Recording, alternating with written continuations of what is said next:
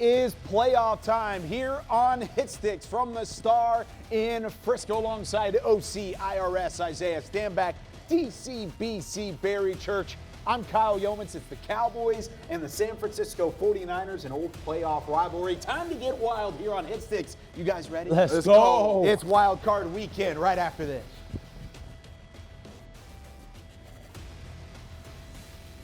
All right, so the Dallas Cowboys in their first playoff matchup with the San Francisco 49ers coming up on Sunday. And, well, the 49ers bring a defense that has some different levels to it, a pretty solid defense in the NFL this season. But it starts with Nick Bosa and the defensive line up front. Isaiah, how are the Cowboys going to combat some of the looks that San Francisco is going to bring? Because they could probably push it a little bit. Well, when most opponents face San Francisco, they obviously highlight Nick Bosa because he is the one man on their defensive side of the ball that can disrupt what you're doing. Mm-hmm. So he's a one-man wrecking crew. So a lot of teams actually try to avoid him. They'll either try to send extra block in his direction or simply just run the ball away from him in the running scheme. But I'm going to take a different approach. Okay. I think that Dallas needs to go right at him. Being that he's their, obviously their big-time leader on defense, why not? What better way to discourage a defense than to go right at their most dangerous man? So that's what we're going to do exactly right here. So you're going to make him think a little bit out there instead of just going see ball, go get ball. Put him on his heels. I understand that a little bit. I understand that. So what we got here on the San Francisco tip over here, they got a good defense. Like you just said, their strength is their front seven, especially that defensive line. So they love to get pressure with just those four people and back off the rest of the defense in coverage. But what we're going to do is we're going to make things a little hard, like we always do for Dak, man. We're not going to be easy. We ain't going to just give him the study guide and let him tear us apart. We're going to disguise a little bit because that's what I believe this San Francisco defense is going to do. They're going to try to get an extra tick, an extra second for that defensive line to get back there to Dak Prescott. Let's see what he got, big man. Okay, I see you went from too high to single high. Mm-hmm. Okay. All right, well, since you made some alterations, let me make some razzle-dazzle alterations. A little hot rod? Okay, let's see what you got there. A little something. Here we go. Bam, bam, bam. Oh! Let's go, Blake. Oh, go that way. Go that way. Oh, no, sir. All right, so this is a good example here of us going at Nick Bosa. This is one thing you want to make sure that you do. You want to muddy up the water. So you guys see it here. We went by a 2x2 set. We have Blake Jarwin back, so that's awesome. So we have Blake Jarwin. We also have Dalton Schultz. We put those guys to the left side. Being that Nick wants to be on the left side, let's go ahead and put some guys in his way. Make him think if we're going to run the ball, he has to go through two guys. Okay. If we're going to pass the ball, these guys are now going to be crossing his face and making him now has to hesitate instead of being able to come off the ball with his hair on fire. Yeah. So perfect example here, going to go ahead and snap the ball. You see Jarwin and Schultz are both coming off the ball. So he has to hesitate right off the bat. He has to go ahead and wait and see what is Blake Jarwin doing. All right, so Blake Jarwin decides to take the inside release. What does that force Nick to do? Now Nick has to come outside of him instead of being able to just simply come downhill. Now he has to think, okay, now is Dalton Schultz going to chip me? Is he going to chip block me? Is he going to get his hand on my shoulder? Okay, cool, that didn't happen. Now that hasn't happened, now I'm making him say, okay, now what am I going to do with Tony Pollard? Is Tony Pollard going to chip on me? So he's had three things he's had to worry about before he even thinks about trying to get to our QB1. And that's exactly what we want him to do because now he has to deal with who? Tyron Smith. All right, one of the league's best tackles. So you make him play on his heels. Tyron is able to sit up here and handle him. Now we're in a situation where we can go ahead and distribute. Has the time. Look how much time Dak has back here. Here we have a two-man protection up there with Tyler Biadasz and Zach Martin. Everybody else has man-on-man. We are protected up front with their front four, and now he has time to survey the field. Now you look on the right side. This is exactly where I went with Blake. Boom. Perfect. He wins that matchup all day long against Josh Norman. He'll body him up. If you want to go to the other side, I could have came out to shoot with our guy, Amari Cooper. You guys see him coming across the middle of the field right there. That's a perfect opportunity. He had all kinds of green grass. But because of our ability to protect up front and cause their dangerous man to hesitate, Dak has the time he needs to be able to complete a ball. Couldn't have said it better myself.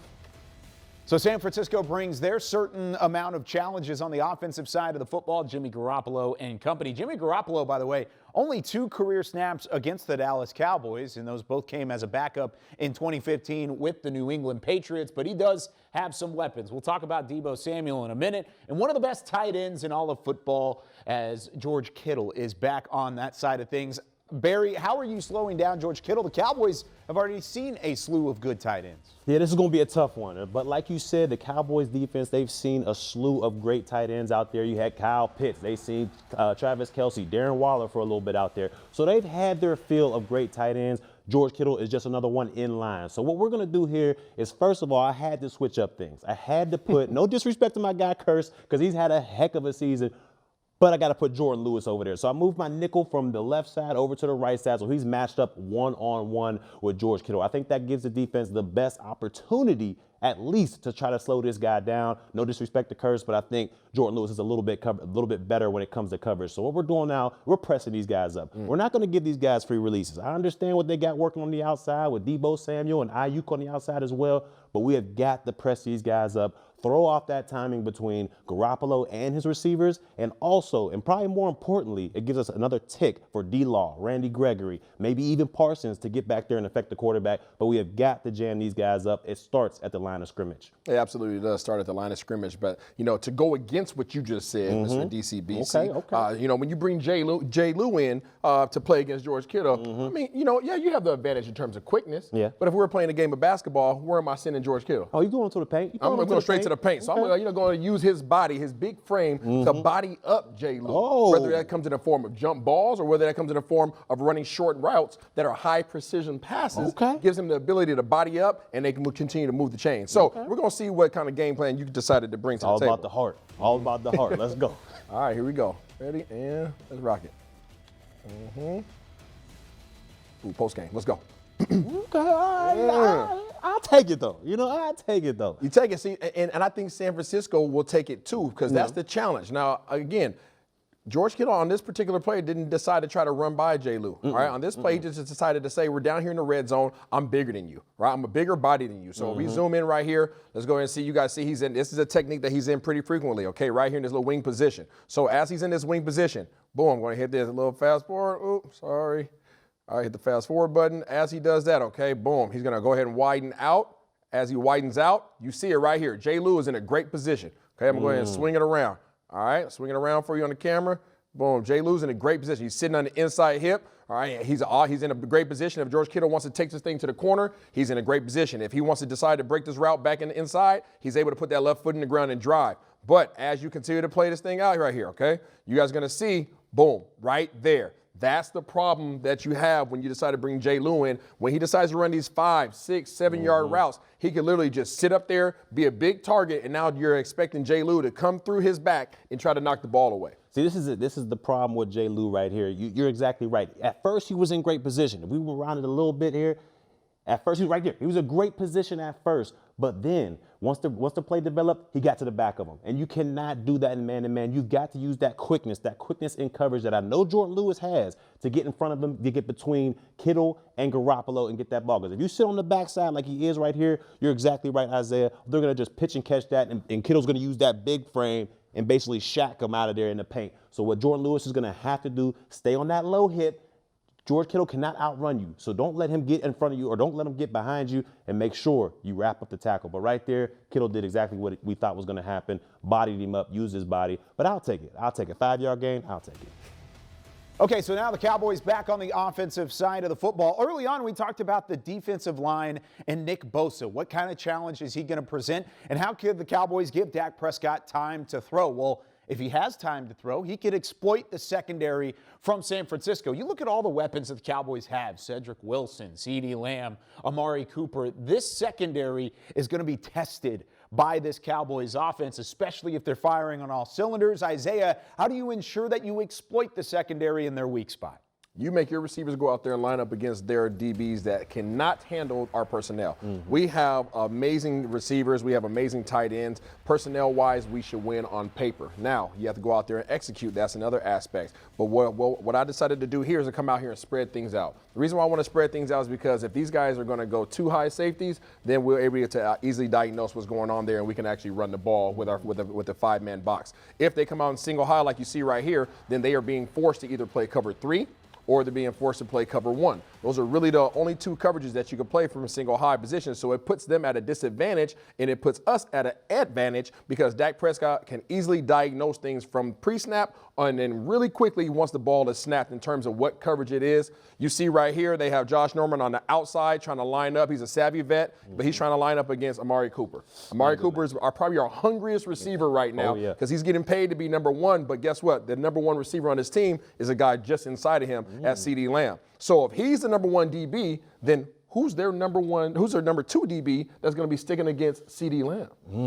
So it's a bad position for them to be in, and I'm liking our odds right now. Yeah, this is definitely tough for this 49ers team because, like you said, their secondary is the weakest point of this defense, and it's going to be hard to make things muddy on the inside as you're looking at this pass concept because you're spread out. You already got our defense spread all the way out thin, so it's going to be hard to make things muddy for Dak Prescott out there. I got the guys on the corner pressed up because I'm sure that they're going to try to throw Dak Prescott off, make it look like man, but really it's zone, or maybe it's zone, but make it look like man. So we're going to see what we can do with that, maybe confuse him a little bit and buy time for our defensive line to get back there, especially Nick Bosa on that outside. Yeah, okay, I see what you're doing here. Okay, you got 6 men in the box. Okay, so that means I do not want to run because I only got 5 blockers. Ooh, you're going to back him off. Oh, don't worry about it. Okay. No, we won't bring him back. I'm going to ensure that Dak is protected back here. All right, let me go ahead and give a little pass block for Zeke. Make a little alteration to Schultzenegger. Okay, boom, we got action, boss. Ready? Let's see what you got. Set and bow. Get outside. Bow. Okay, All right, okay. We'll take that. Take that early downs. Go out into get short yard down in distance. Let's go ahead and take a peek at what happened here. Okay, so right off the bat, I told you guys about Dak's pre-snap reads. So right off the bat, he's going to come out as a quarterback. You come out and you find the safety. Right now, you know there's single high. Boom. Okay, now process of elimination. Is it going to be man-to-man coverage or is it going to be cover 3? Well, you won't know that until you snap the ball. Exactly. So once we snap the ball, he's able to diagnose things. Okay, you're looking immediately to the inside. All right, CeeDee Lamb does a great job of taking the inside release. By taking the inside release, let me go ahead and get over here to him. All right, by taking the inside release, he turns the back just for a second of that inside defender. His job is what, BC?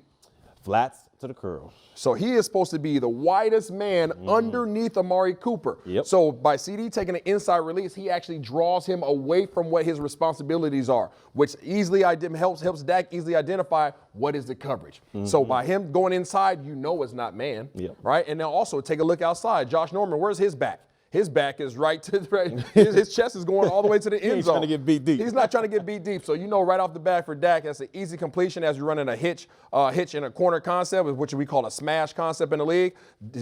CD does a great job of carrying the secondary, which obviously by him doing his job frees things up for Amari Cooper.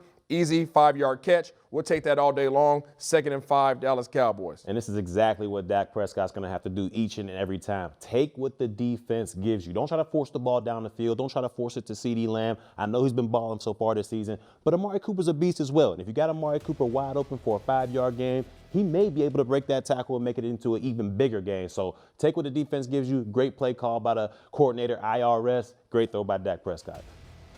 Okay, to wrap things up here on Hit Sticks, let's take a look at Deebo Samuel, what he can bring to the table. Both him and Brandon Ayuk are guys that can kind of light you up, spread things out on the offensive side of the football. Two very talented, speedy wide receivers. Barry, on the defensive side, how do you match up well with that side of things? This one is going to be difficult because when you got a name Deebo at wide receiver, you got to be doing something right on the outside. They love to throw the guy this ball, and they love to hand it off to him as well. He is a glorified running back with wide receiver skills, so it's going to be tough because, I mean, if you try to out-physical this guy, he's going to throw you to the side because he got offensive lineman strength, but he can also out-quick you, can also make you miss out there in the open field. So what we're going to have to do here as a defense is we're going to have to make things muddy for the guy. We're going to have to make a lot of different choices for him. So if he gets off the line of scrimmage against one guy, got to have another guy putting hands on him. We have got to make things hard for him and Garoppolo out there, so I'm going to do what I love to do. Press coverage and see what we can accomplish right here. But it's going to be huge for our front seven if he has the ball to make sure he pays for it. And it's going to be huge for our secondary. So when he's going through these routes, get hands on him and disrupt them because this guy can be a game breaker. He absolutely can. And it's one of the difficult things about San Francisco's offense is they like to put Kittle in this offset. And when he's in that offset, you don't know if he's coming off the line of scrimmage to block. You don't know if he's coming off to go deep. And also, as soon as you see motion Now you got to have your antennas up because is Deebo Samuel coming across on a fly sweep? Is he going down the field? Is he trying to create a mismatch in the zone? There's so many elements that they bring to the table. And yes, Deebo is a part of all of it. This dude has over 1,400 yards receiving. He has, I think, over 350 yards rushing. So he's a weapon no matter what. 5'11", 215 pounds, to your point. That boy's strong as an ox. So no matter if he's getting the ball in the backfield or he's catching a short pass and taking it for some yak yardage, you got to wrap this man up. You got to know where he is at all times. All right, let's see what we got here. Okay, Parsons, I see you. Motion. Oh, there it is. Parsons. But that wasn't Parsons' fault. You know whose fault it was? Whose fault was that? Let's go ahead and hit this replay. Talk to him. If you can go over to the right side where Kittle is, please, if you can go ahead and this is why Kittle, to me, is so dangerous. Okay. Because not only can he route you up on the field, but he has the strength to have an offensive tackle. That's our best defensive end right there. DeMarcus Lawrence out there, he is our best defensive end, and look what Kittle's able to do. He's able to secure the edge for Deebo Samuel to be able to go around the corner. Now, did I have a bad user error on there? Yes, I had a user error on there. I took a bad angle with Parsons, allowing Deebo Samuel to turn the corner and get a lot of yards that we talked about, that yak yardage that he's great at doing. I had a user error on there, but it all started with George Kittle making sure he had the edge secure and giving a rite of passage for Deebo Samuel to go ahead and turn the corner. But to your point, if D-Law is engaged with Kittle, it doesn't matter if he has outside leverage or not. He can't get off the block. So now it depends on, now you're relying on your second level guys trying to come off and make a play against a man who was running full speed across the formation because he started off in a motion. So it's a very difficult play. Parsons takes a bad angle. You can't afford to do that. Look at him. He's just looking at him run by. What is going on? And he's watching Deebo go up the sideline, which is exactly the position we don't want to see this weekend. What's even crazier is I had my defensive line in wide nines. Wide nine techniques, meaning there should be no way that Deebo Samuel should be able to get around the corner. But when you got a guy like George Kittle out there who can block the way he can, it makes things hard. That's not. So wrapping things up on Hit Sticks, it wasn't a great day for DCBC, but it's okay because the Cowboys are going to have your back on Sunday, right? By the way, it is a whiteout at AT&T Stadium. I wore my white today, had the white Vans on, tried to get a little icy with it. Wear your white to AT&T Stadium. Both of these guys will be out at the AT&T Plaza for Cowboys pregame live. But what's the biggest key for the Cowboys to get a win this weekend? Consistent. They have the personnel. They have the greatest coaching staff. Go out there and just execute. What about you? Force Jimmy G to win. You got to force this guy to use his arm. If that's the case, Cowboys win easy. Going to be a fun one. Cowboys and the 49ers, 3:30 Central Time kickoff on CBS. For Isaiah Stanback, for Barry Church, I'm Kyle Yeomans. We'll see you this week. Cowboys Wild Card Weekend.